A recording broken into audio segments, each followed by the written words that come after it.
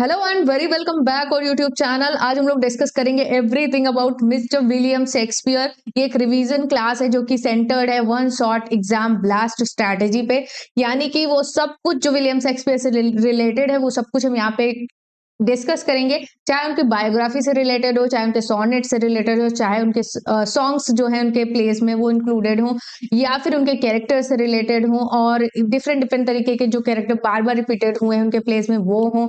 सब कुछ हम यहाँ पे डिस्कस करेंगे, यानी कि कुछ भी छूटने वाला नहीं है, एकदम एग्जाम सेंटर्ड क्लास है। इससे पहले एक वीडियो अपलोड किया था, वो भी everything about mister William Shakespeare पे था, लेकिन हुआ था क्या, उसमें मैंने कुछ एस्पेक्ट्स को मिस किया था, जैसे कि मैंने उसमें पोम्स को इंक्लूड नहीं किया था, तो वो सारा अब इसमें इंक्लूडेड मिलेगा। अब यहाँ से कुछ भी आपको अलग से नहीं पढ़ने की जरूरत है। तो चलिए स्टार्ट करते हैं आज का हमारा important session with very warm welcome.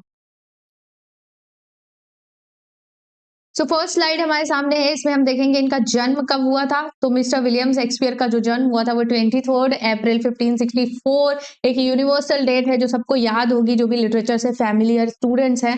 तो 23 अप्रैल 1564 को इनका जन्म हुआ था। क्यों वो ऐसा माना जाता है? क्योंकि ऐसा कोई लीगल एविडेंस हमारे पास नहीं है कि विलियम शेक्सपियर का जन्म 23 अप्रैल को हुआ था। बट क्रिश्चियनिटी में एक रिचुअल है जिसमें बैप्टाइज्ड किया जाता है, बैप्टिज्म होता है सेरेमनी बच्चे की, जो कि बर्थ से 3 डेज के बाद होती है, यानी कि जब बच्चा जन्म होता है उसका 3 दिन बाद उसका नामकरण संस्कार होता है क्रिश्चियनिटी में। तो ये हुआ था 26 अप्रैल 1564 को। इस वजह से हम मानते हैं कि विलियम शेक्सपियर का जो जन्म हुआ था वो 23 अप्रैल 1564 को हुआ था। अब ये कहाँ पे इनका जन्म हुआ था? तो स्ट्रैटफोर्ड अपॉन एवन, जो एक प्लेस है वॉर्विकशायर में, एक कंट्री है, वहां पे ये प्लेस है, वहां पे इनका जन्म हुआ था। अब इनकी जो ये बैप्टाइज हुए थे किस चर्च में हुए थे? तो ये हमारा नेक्स्ट क्वेश्चन बनता है, किस चर्च में हुए थे? तो होली ट्रिनिटी चर्च स्टैटफोर्ड में हुआ था 26 अप्रैल 1564। तो यहाँ पे हमारे कितने क्वेश्चन बनते हैं? इनका जन्म कब हुआ था, किस डेट को हुआ था? तो ये 23 अप्रैल 1564 वन क्वेश्चन। बर्थ प्लेस क्या है? स्टैटफोर्ड अपॉन एवन हो गया। तो ये हमारा सेकंड क्वेश्चन हो गया। किस चर्च में हुआ था? तो होली ट्रिनिटी चर्च में हुआ था। तो 3 क्वेश्चन हमारे यहाँ से क्लियर होते हैं। ओके, पेरेंट्स की बात करूं तो इनके फादर का नाम था जॉन शेक्सपियर, तो आगे जॉन लगाना, बाकी सब शेक्सपियर ही है। और वो एक सक्सेसफुल ग्लोब मेकर थे। ओके, इनकी जो मदर थी वो मैरी आर्डन थी, जो कि एक वेल्दी लैंड ऑनर की बेटी थी। और यहाँ पे ये जो थे विलियम शेक्सपियर, ये थर्ड चाइल्ड थे अपने पेरेंट्स के, ये थर्ड नंबर के चाइल्ड थे। ओके, सो एजुकेशन की बात करूंगी। इनकी एजुकेशन जो है वो एज जो थी 7 इयर्स के थे जब ये, तब ये इनकी एजुकेशन स्टार्ट हुई थी। इनको एक नेटिव जो इनका प्लेस है वहीं पे एक स्कूल था, ग्रामर स्कूल। ठीक है, ग्रामर स्कूल में इनको सेंड किया गया था सीखने के लिए। तो यहीं पे इन्होंने small Latin and less Greek सीखा। तो यहीं से ये कोट ये बन जाता है कि ये कोट किसने दिया है? तो ये कोट दिया है बेन जॉनसन ने। ठीक है, ये चीज ध्यान रखिएगा। अब स्पाउस एंड चिल्ड्रन, यानी कि इनकी पत्नी और इनके बच्चों के बारे में बात करेंगे। जब ये मात्र 18 साल के थे, टीनेजर बॉय थे ये, तब इन्होंने 1582 में किसके साथ मैरिज कर ली? अपने से 8 साल सीनियर 26 ईयर एन हैथवे के साथ इन्होंने मैरिज कर लिया। कितने साल सीनियर थी? तो 8 साल इनसे सीनियर थी। कब मैरिज किया था? तो 1582 को किया था। कितने साल के थे शेक्सपियर? तो 18 ईयर्स के थे। तो यहां से ही हमारे 2-3 क्वेश्चंस बन जाते हैं।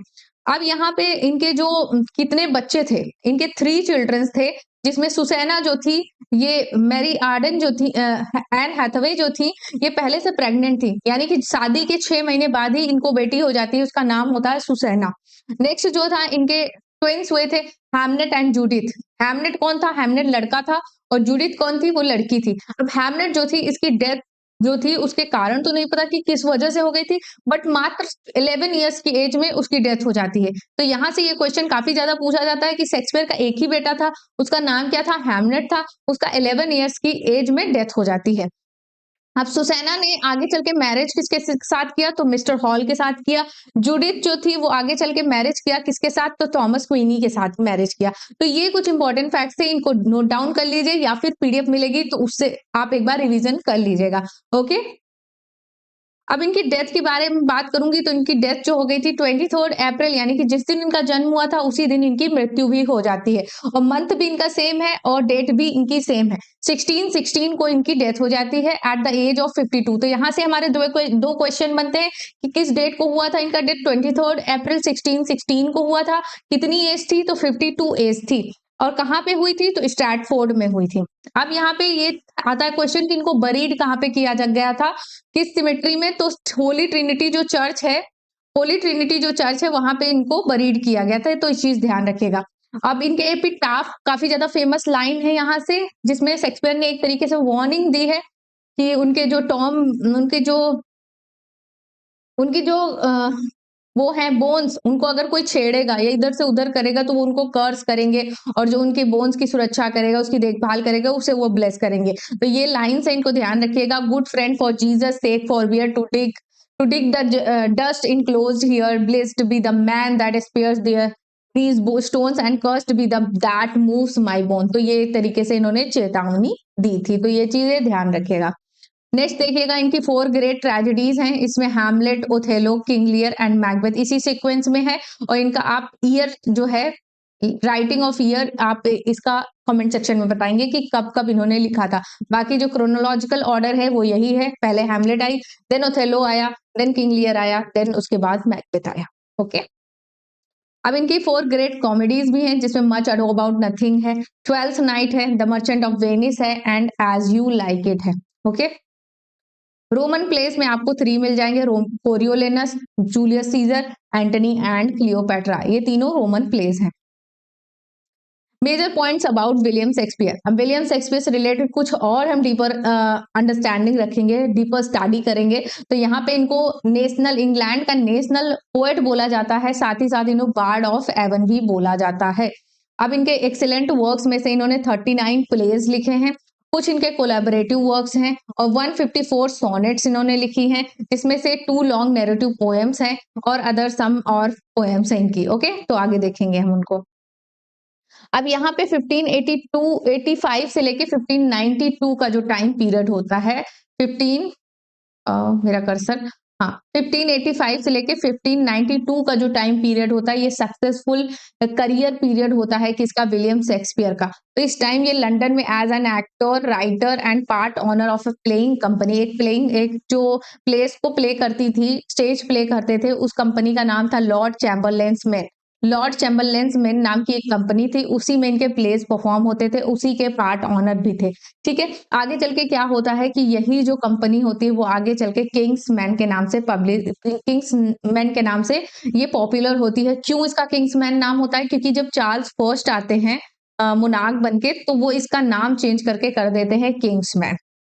अब शेक्सपियर जो होते हैं, इनका जो produce most of his known works between 1589 and 1613, यानी इनके जो मोस्ट ऑफ पॉपुलर वर्क्स हैं वो 1589 से लेके 1613 के बीच में लिखे गए हैं। तो ये चीज ध्यान रखिएगा, क्योंकि ये ईयर काफी ज्यादा पूछा जाता है कि शेक्सपियर का मोस्ट नोन पीरियड कौन सा है वर्किंग का। तो 1589 से लेके 1613 का जो पीरियड है वो बहुत ही ज्यादा उनका वेल नोन जो वर्क्स हैं वो इसी समय पब्लिश हुए हैं, लिखे हैं उन्होंने।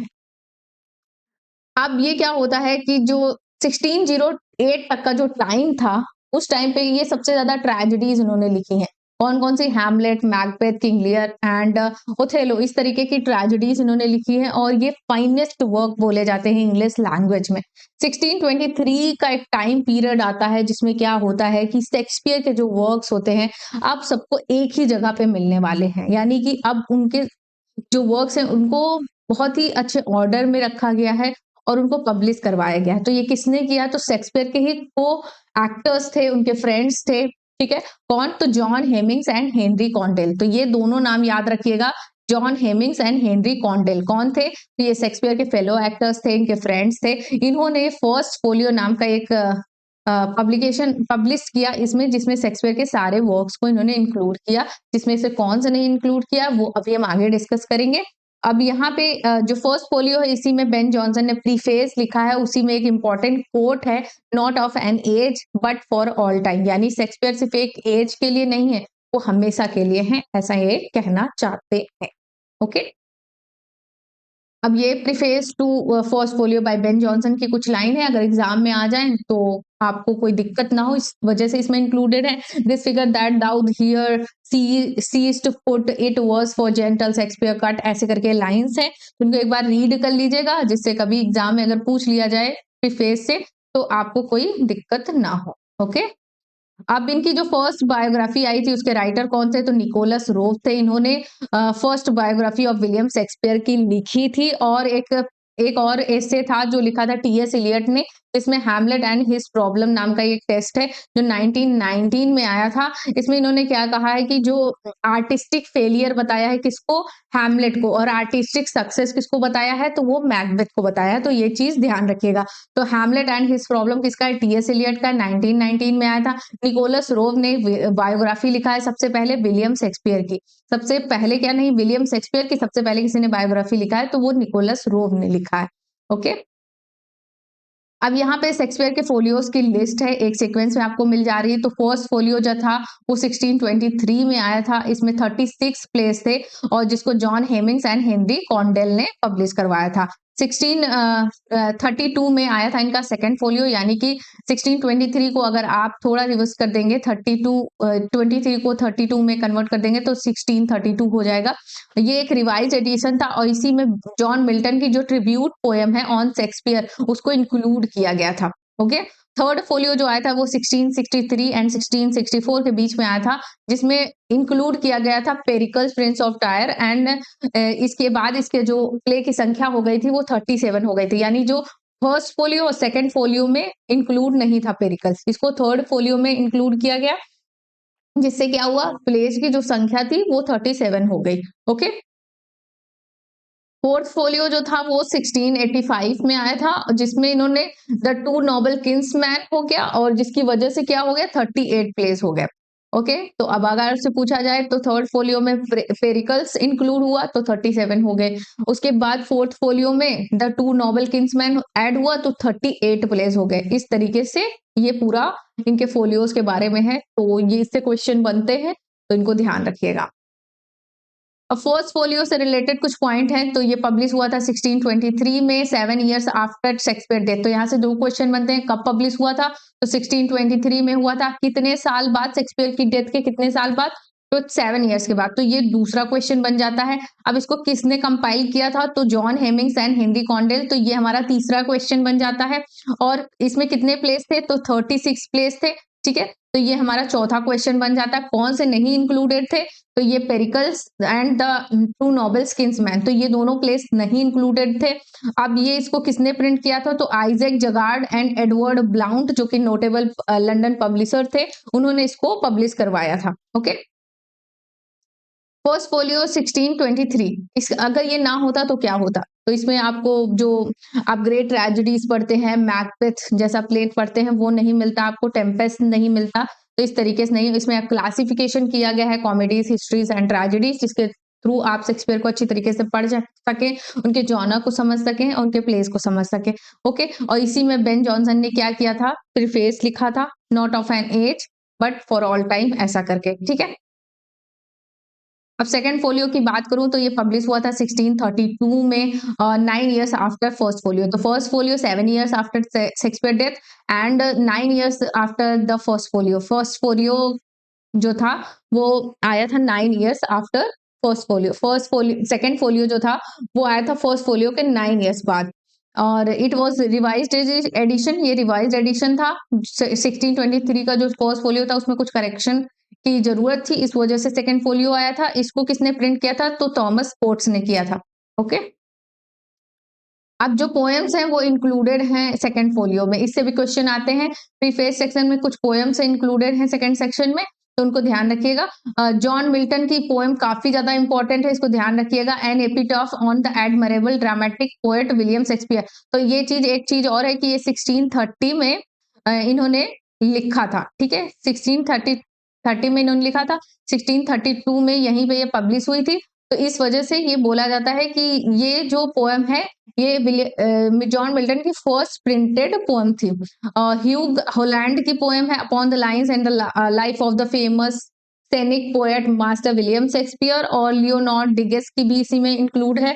To the memory of deceased author master William Shakespeare. उसके बाद जेम्स मैप की एक पोएम है to the memory of William Shakespeare. तो ये ट्रिब्यूट पोएम्स हैं जो कि इसमें सेकंड फोलियो के प्रीफेस सेक्शन में इंक्लूडेड हैं। अब ये देखिएगा कि जो यहाँ पे मैंने बता दिया है बट ये स्लाइड इंक्लूडेड है तो देख लीजिए। जो पेरिकल्स प्रिंस ऑफ टायर है ये कहाँ पे सबसे पहले पब्लिश हुआ था, तो ये फर्स्ट पब्लिश हुआ था थर्ड फोलियो में। थर्ड फोलियो 1664 में पब्लिश हुआ था। सेकंड और फर्स्ट फोलियो में ये नहीं पब्लिश हुआ था। ओके, और इसके जो को ऑथर हैं वो थे जॉर्ज विल्किंस। इसमें डिबेट था बिकॉज ये शेक्सपियर के ओरिजिनल प्लेस में इंक्लूडेड नहीं था, यानी ये माना जाता था कि ये कोलैबोरेशन में लिखा गया है। ठीक है, तो कोलैबोरेशन में दूसरे राइटर कौन थे, तो जॉर्ज विल्किंस थे। किसके, पेरिकल्स प्रिंस ऑफ टायर के। द टू नॉवल किंग्समैन, ये जॉन फ्लेचर के साथ इन्होंने लिखा था मिलके, कोलैबोरेटिव वर्क था। ये फोर्थ फोलियो में पब्लिश हुआ था, फोर्थ फोलियो 1685 में। ये फर्स्ट, सेकंड और थर्ड फोलियो में नहीं पब्लिश हुआ था। क्लियर हो गए होंगे ये पॉइंट्स। ओके, तो शेक्सपियर की कुछ फेमस हीरोइंस हैं, उनको ध्यान रखिएगा। तो शेक्सपियर की मेन लीड हीरोइंस जो थी, जो एग्जाम में पूछी जाती, तो रोजालिंड आपको किस में मिलेगी, एज यू लाइक इट में। बीट्रीज किस में मिलेगी, much ado about nothing. Portia किस में मिलेगी, द मर्चेंट ऑफ वेनिस में मिलेगी। वियोला कहाँ मिलेगी, तो ट्वेल्थ नाइट में मिलेगी। तो यहाँ पे ये ऐसी हीरोइन है जो हीरो की तरह काम किया है। हेलेना कहाँ पे मिलेगी, अ मिडसमर नाइट्स ड्रीम में। कैथरीना केट कहाँ पे मिलेगी, the taming of the Shri में। तो यहाँ पे जूलिया कहाँ पे मिलेगी, the two gentlemen of Verona में मिलेगी। इजाबेल कहाँ पे मिलेगी, मेजर फॉर मेजर में मिलेगी। उसके बाद पर्डिटा कहाँ पे मिलेगी, द विंटर्स टेल में। Juliet, Romeo and Juliet, lady Macbeth, Macbeth में। ओफेलिया हैमलेट में मिलेगी। डेस्टिमोना ओथेलो में मिलेगी। कॉर्डेलिया यहाँ पे किंग लियर में मिलेगी। क्लियोपैट्रा कहाँ पे मिलेगी, तो एंटनी एंड क्लियोपैट्रा में। मार्गरेट ऑफ एंजो कहाँ पे मिलेगी, तो हेनरी सिक्स्थ में मिलेगी और रिचार्ड थर्ड में मिलेगी। तो ये हेनरी सिक्स्थ की वाइफ थी, एडवर्ड सेकंड की मदर थी। ये चीज ध्यान रखिएगा। अब यहाँ पे एक कैरेक्टर है एंटोनियो, जो शेक्सपियर का फेमस कैरेक्टर है, जो कहाँ कहाँ पे अपीयर हुआ है उसको देखिएगा। ठीक है, एंटोनियो। तो एंटोनियो जो है ये मर्चेंट ऑफ वेनिस में अपीयर हुआ है। ये आइडल कैरेक्टर था, यानी कि मेन लीड कैरेक्टर था। इसने क्या किया था, अपने फ्रेंड बेसेनियो के लिए क्या किया था, इसने बोरो किया था मनी। किससे, तो साइलॉक से। तो ये चीज ध्यान रखिएगा। यहाँ पे ट्वेल्थ नाइट में आपको मिल जाएगा एंटोनियो का कैरेक्टर, ये सी कैप्टन के रोल में होता है। द टेम्पेस्ट में आपको मिल जाएगा एंटोनियो का character. Much ado about nothing में मिल जाएगा आपको, तो इसमें ये लियोनेटो का ब्रदर होता है। उसके बाद the two gentlemen of Verona में ये प्रोटियोस का जो फादर होता है एंटोनियो। ठीक है, प्रोटियोस का फादर होता है एंटोनियो। तो इस तरीके से ध्यान रखिएगा, ये 5 प्लेस हैं जहां पे एंटोनियो का कैरेक्टर अपीयर होता है। The merchant of Venice, twelfth night, the tempest, much ado about nothing, the two gentlemen of Verona. ये आपके फिंगर टिप्स पे याद होना चाहिए। ओके, अब सर जॉन फाल्स्टाफ, ये भी काफी ज्यादा कॉमिक कैरेक्टर है, शेक्सपियर का फेवरेट कैरेक्टर है। ये हेनरी फोर्थ पार्ट 1 में आपको दिखेगा, हेनरी फोर्थ पार्ट 2 में दिखेगा। उसके बाद the Merry Wives of Windsor में आपको दिखेगा। उसके बाद ये कहाँ पे नहीं अपेयर होता है, तो हेनरी फिफ्थ में अपेयर नहीं होता है। इसकी डेथ रिपोर्ट की जाती है कि फाल्स्टाफ की डेथ हो गई, बट स्टेज पे इसको नहीं दिखाया जाता है। तो हेनरी फिफ्थ में इसकी डेथ दिखाई जाती है, डेथ का रिपोर्ट मिलता है। ओके, अब नेक्स्ट देखिएगा, स्टॉर्म एंड थंडर कहाँ कहाँ पे अपीयर होता है, तो शेक्सपियर के प्लेस में storm and thunder King Lear और टेम्पेस्ट में आपको मिलेगा। स्टॉर्म यानी कि वही आंधी तूफान वाली जो दशा होती है वो, तो किंग लियर और द टेम्पेस्ट में आपको मिलेगा। उसके बाद विलियम शेक्सपियर के ऐसे कौन से प्लेस हैं जिसमें उन्होंने एक्टिंग किया था, ऐसा यहाँ पे हेडिंग है। ठीक है, तो मैकबेथ में इन्होंने किंग डंकन का रोल प्ले किया था। ठीक है, किंग डंकन का रोल प्ले किया था। एज यू लाइक इट में इन्होंने एडम एंड कोरिन का रोल प्ले किया था। उसके बाद हेनरी जो फोर्थ है उसमें किंग हेनरी का रोल प्ले किया था। उसके बाद जो हैमलेट प्ले है उसमें हैमलेट के जो फादर हैं उनके घोस्ट का रोल प्ले किया था। उसके साथ ही साथ इन्होंने एक बेन जॉनसन का जो प्ले है every man in his humour and Sejanus, उसमें भी इन्होंने क्या कहते हैं, रोल प्ले किया था। इस चीज को ध्यान रखिएगा। ओके, अब शेक्सपियर की सोनेट्स के बारे में हम बात करेंगे तो the primary source of the Shakespeare sonnet is the quarto. Quarto edition में 1609 में टाइटल के साथ शेक्सपियर सोनेट्स के टाइटल के साथ ये पब्लिश हुई थी। किस एडिशन में? तो क्वार्टो एडिशन में पब्लिश हुई थी। अब इसको किसने पब्लिश करवाया था? तो 1609 में थॉमस थॉर्पी, जिसको टीटी के नाम से भी जानते हैं। तो यहाँ पे अगर आपको टीटी भी करके एग्जाम में मिले तब आप थॉमस थॉर्पे ही जानिएगा। उसके बाद यहाँ पे 154 सोनेट्स होती हैं, जिसके साथ साथ यहाँ पे लवर्स कंप्लेंट नाम की एक लॉन्ग नैरेटिव पोएम भी यहाँ पे इंक्लूडेड होती है। ओके, अब फॉर्म एंड स्ट्रक्चर की बात करूं तो शेक्सपियर में की जो सोनेट है उसमें आपको 3 क्वार्टरेंस मिलेंगे। 3 क्वार्टरेंस क्या होते हैं? यहाँ पे 4 लाइन के आपको 3 स्टैंजा मिलेंगे। ठीक है, क्वार्टरेन होता है 4 लाइन का एक स्टैंजा, और इसमें एक कंक्लूडिंग कपलेट होगा। तो 4 4 8 4 12 4 4 8 4 12 2 यहाँ पे 14, तो 14 लाइन की पोएम होती है सोनेट।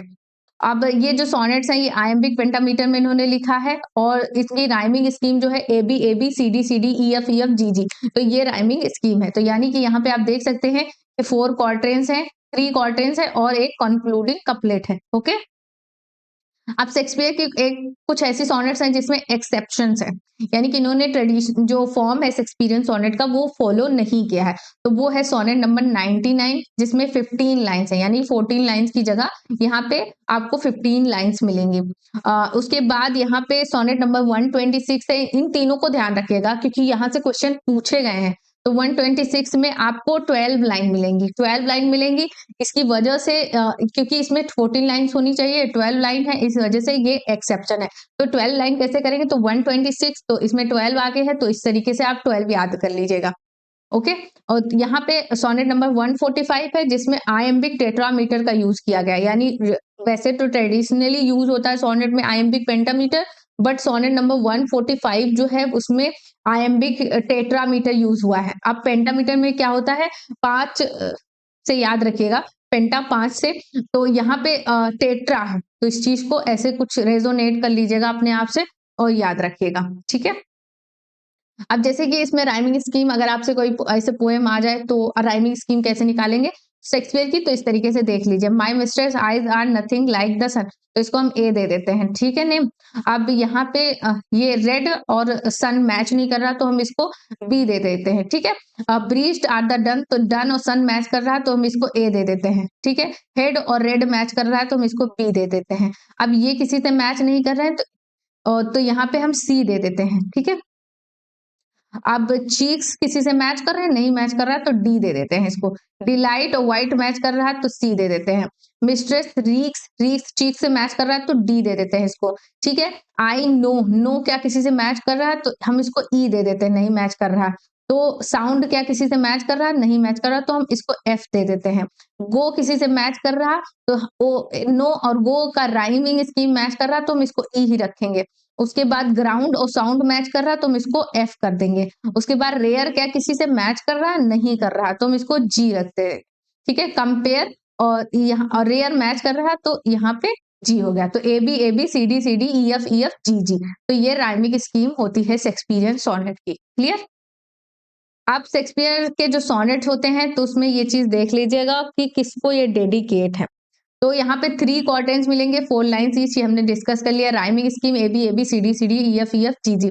ठीक है, कपलेट 2 लाइन्स का होता है, ये जी जी जो होता है ये कपलेट होता है। वोल्टा जो होता है ये कंक्लूडिंग कपलेट में आपको दिखाई देगा, यानी कि जब आप पेट्रार्कन सोनेट पढ़ते हैं तो वहां पे ऑक्टेव के बाद वोल्टा दिखाई देता है, लेकिन जब शेक्सपियरियन सोनेट बनते हैं तो ये 3 क्वार्टेंस के बाद जब कपलेट लिखना स्टार्ट होते हैं तो वहां पे टर्न ऑफ थॉट दिखाई देता है। वोल्टा मतलब टर्न ऑफ थॉट।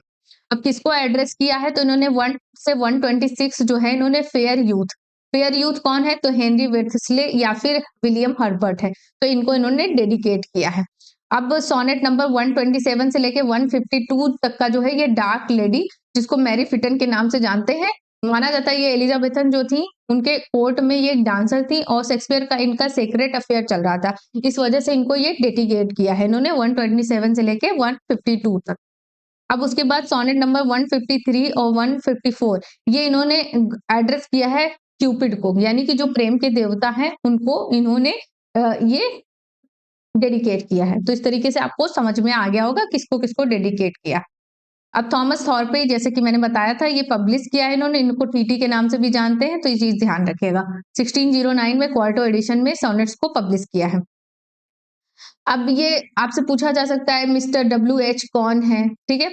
तो ये Henry Wriothesley third Earl of Southampton थे। इनको शेक्सपियर ने क्यों डेडिकेट किया? तो Shakespeare dedicated Venus and Adonis and rape of the Lucrece in 1593 में जो इन्होंने लिखा था वो भी इनको डेडिकेट किया है। अब William Herbert third Earl of Pembroke, तो ये भी माना जाता है कि इनको भी सोनेट उन्होंने डेडिकेट किया है। तो ये हर्बर्ट जो थे ये सपोर्टर थे किसके? विलियम शेक्सपियर के। इनको फंडिंग करते थे थिएटर्स के लिए, इनके प्लेस के लिए, और इनके इनके मतलब लिटरेरी वर्क्स को अच्छी तरीके से किसी से फाइनेंशियल प्रॉब्लम ना हो, इस वजह से इनको वो सपोर्ट करते थे। ओके, तो इन दोनों नाम को याद रखिएगा, दोनों में से कोई भी आ जाए तो आप ध्यान रखिएगा। अब यहाँ पे आपको पोएम्स के बारे में हम पढ़ेंगे। तो वीनस एंड एडेनिस ये कब पब्लिश हुई थी? तो 1593 में ये पब्लिश हुई थी। डेडिकेशन किसको है? तो हेनरी वेर्थस्ले अर्ल ऑफ साउथहैम्पटन को इन्होंने डेडिकेट किया है। स्टैंजा फॉर्म, तो ये 6 लाइन की स्टैंजा राइम रॉयल में आपको मिलेगी। उसके बाद यहाँ पे ये एक माइथोलॉजिकल लव पोएम है जो कि ओविड के मेटामॉर्फोसिस पे बेस्ड है। ओविड के मेटामॉर्फोसिस पे बेस्ड है, तो ये आपसे पूछा जा सकता है कि वीनस एंड एडेनिस का सोर्स क्या है? तो ओविड के मेटामॉर्फोसिस पे ये बेस्ड है। तो बेसिकली वीनस जो थी वो गॉडेस ऑफ लव थी। वो एडोनिस का प्यार चाहती थी, जो कि एक ब्यूटीफुल यूथ था, बट वो क्या करता है? वो रिजेक्ट कर देता है इसको। अब यहाँ पे आगे देखिएगा, यहाँ पे ये शेक्सपियर की फर्स्ट पब्लिश पोएम थी। इसमें 1194 लाइन्स थी जो कि आयम्बिक पेंटामीटर में इन्होंने लिखी थी। ओके, तो वीनस एंड एडेनिस से रिलेटेड सारे फैक्ट्स यहाँ पे क्लियर हो जाते हैं। अब यहाँ पे सेकंड जो पोएम है the rape of the Lucrece, ये आई थी 1594 में, जो कि यहाँ पे ईयर हो गया 1594। डेडिकेटेड किसको है? तो हेनरी वेर्थस्ले अर्ल ऑफ साउथहैम्पटन को इन्होंने डेडिकेट किया है। ये 7 लाइन स्टैंजा में राइम रॉयल में इन्होंने लिखा है। तो इसकी राइमिंग स्कीम है ABAB BCC, तो ये राइमिंग स्कीम याद रखिएगा। ये जो थी ये एक ट्रेजिक नैरेटिव पोएम है जिसमें लुक्रेसी नाम की एक नोबेल रोमन विमेन होती है जिसका रेप कर देता है कौन? सेक्सटस फ्रैंक्विनियस इसका रेप कर देता है। उसके बाद जब ये आफ्टर रिवीलिंग द क्राइम वो क्या करती है? अपनी जान ले लेती है, और इसकी वजह से क्या होता है? फिर टेंशन होता है और ये सारी चीजें होती हैं।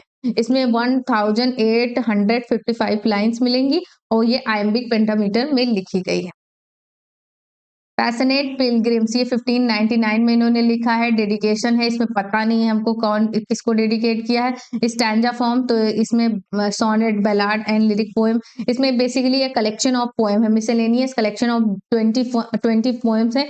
और इसमें क्या होता है कि इसमें 2 सोनेट्स को भी इंक्लूड किया गया है। तो 138 एंड 144 138 एंड 144 ये जो सोनेट्स हैं इनको इंक्लूड किया गया। 138 जो व्हेन जैसे कि उसमें वो एक सोनेट है, उसको याद रखिएगा, वो इन्होंने इसमें इंक्लूड किया गया है।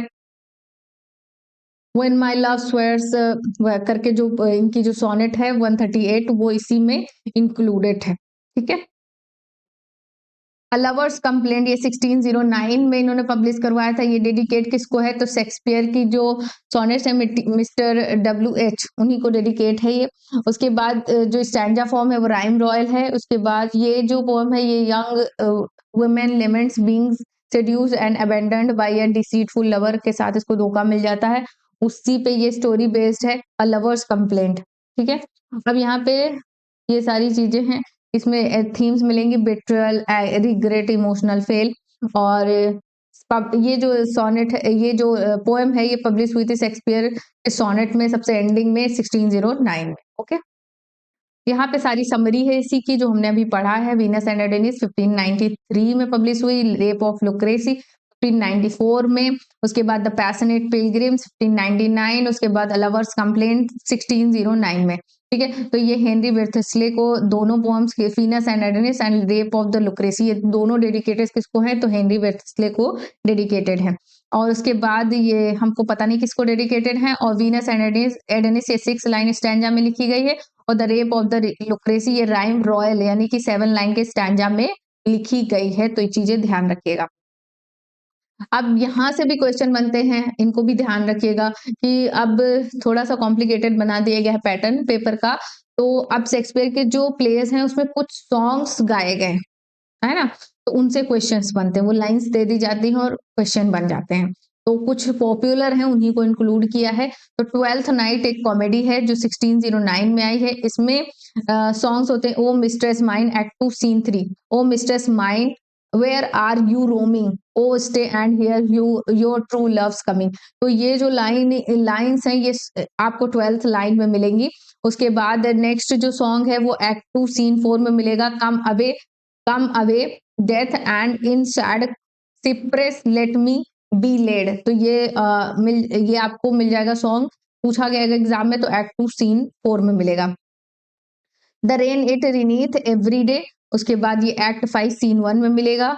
ओके, तो इस तरीके से ये सिर्फ आपको लाइन्स याद करना है, अब पूरा नहीं पढ़ने की जरूरत है। O mistress mind come away death ये मिल जाएगा, और the rain it raineth every day, तो ये थर्ड सॉन्ग है 12th नाइट में। तो ये सारे सॉन्ग जो हैं, ये फेस्ट जो है उसमें फूल का कैरेक्टर है, उसने ये सारे सॉन्ग गाए। नेक्स्ट जो है द टेम्पेस्ट, जो कि यहाँ पे आपको सॉन्ग्स मिल जाएंगे। Come unto these yellow sands act 1 scene 2 में, फुल फैथम 5 ये एक्ट 1 सीन 2। उसके बाद where the bee sucks there sucks I, तो एक्ट 5 सीन 1 में। तो ये जो थे ये एरियल गा रहा होता है, तो ये ध्यान रखिएगा। एज यू लाइक इट ये 1599 में कॉमेडी आई थी। तो under the greenwood tree act 5 scene 5 पे मिलता है, blow blow thou winter wind act 2 scene 7 में मिलता है। उसके बाद ये जो सॉन्ग्स है ये अमीन्स गा रहा होता है। Okay, much ado about nothing में 1598 की ये कॉमेडी है। इसमें साइन नो मोर लेडीज, साइन नो मोर लेडीज, साइन नो मोर मेन वर डिसीवर एवर। तो ये जो लाइंस हैं ये कहाँ पे हैं, तो आपको ये जो सॉन्ग है ये इंक्लूड है मच अडो अबाउट नथिंग में एक्ट 2 सीन 3 में। Pardon goddess of night those that slave Dai virgin night, तो ये जो लाइंस हैं ये एक्ट 5 सीन 3 में मिलेंगी, तो इनको भी ध्यान रखिएगा। ओथेलो एक ट्रेजेडी है, इसमें भी आपको मिलेंगे सॉन्ग्स। तो विलो सॉन्ग है ये एक्ट 4 सीन 3 में आता है, जो गाता है जो सॉन्ग की लाइंस हैं, the poor soul sat sighing by a sycamore tree sing willow willow willow. तो ये जो लाइनिंग है ये काफी ज्यादा इंपॉर्टेंट है। ओथेलो, हैमलेट, इनसे सबसे अगर कोई भी लाइनिंग है तो उनको ध्यान रखिएगा। नेक्स्ट जो है नोइंग एट द गेट, ये एक्ट 2 सीन 3 में मिलता है। तो ये जो विलो सॉन्ग है ये कौन गा रहा होता है, तो डेस्टिमोना गा रही थी, क्योंकि वो अपनी खराब किस्मत पे वो रो रही थी। इस वजह से विलो सॉन्ग अगर आपसे पूछा जाए कौन गा रहा था, तो वो डेस्टिमोना गा रही थी। इसी तरीके से हैमलेट से भी इंपॉर्टेंट लाइंस हैं। तो songs of in the play Ophelia's mad song, तो अगर आपसे ओफेलिया का मैड सॉन्ग करके पूछ लिया गया क्वेश्चन, तो आप कैसे बताएंगे, तो how should I your true love know from another one. तो ये जो लाइन है ये ओफेलिया का मैड सॉन्ग है, एक्ट 4 सीन 5 में आपको मिलेगा। और उसके बाद ग्रेव डिगर सॉन्ग जो होता है उसको ध्यान रखिएगा। In youth when I did love methought it was very sweet, act 5 scene 1 में ये मिलता है। तो यहाँ पे एक चीज ध्यान रखिएगा, जो Ophelia song express heartbreak, वो अपना हार्ट ब्रेक एक्सप्रेस कर रही। How should I your true love know from another one, यानी कि मैं तुम्हारा ट्रू लव कैसे जान सकती हूँ, है ना। और उसके बाद grave digger song adds dark humour before Hamlet's final confrontation. तो grave digger in youth when I did love methought it was very sweet. Okay, तो यहाँ पे हमारा ये इंपॉर्टेंट सेशन कंप्लीट होता है। होप गाइस शेक्सपियर से related जितने भी इंपॉर्टेंट चीजें थी वो कंप्लीट हो गई हैं, कुछ छूटा नहीं है, और एग्जाम ओरिएंटेड क्लास रही है, कुछ भी हौच पौच नहीं रहा, कुछ भी बकवास नहीं रहा। तो ऐसे इंपॉर्टेंट सेशन से जुड़ने के लिए आप अगर हमारे चैनल पर नए हैं तो इसको सब्सक्राइब जरूर कर लें, बेल आइकन को प्रेस करें आने वाले लेटेस्ट अपडेट के लिए, क्योंकि इसके बाद आने वाला है विलियम वर्ड्सवर्थ का पूरा जो भी उनसे रिलेटेड है वो सब कुछ हम कंप्लीट करेंगे। उसके बाद मिल्टन को कंप्लीट करेंगे, उसके बाद गल्सवर्दी को भी कंप्लीट करेंगे। Okay, literary terms, forms of literature, forms of novel, forms of poetry, ये सब कुछ हमने कंप्लीट किया है। वो सब कुछ हमारे चैनल पे अवेलेबल है फ्री ऑफ कॉस्ट, उसको जाके आप एक्सप्लोर कर सकते हैं। थैंक्स फॉर वॉचिंग, मिलते हैं नेक्स्ट वीडियो में, बाय बाय।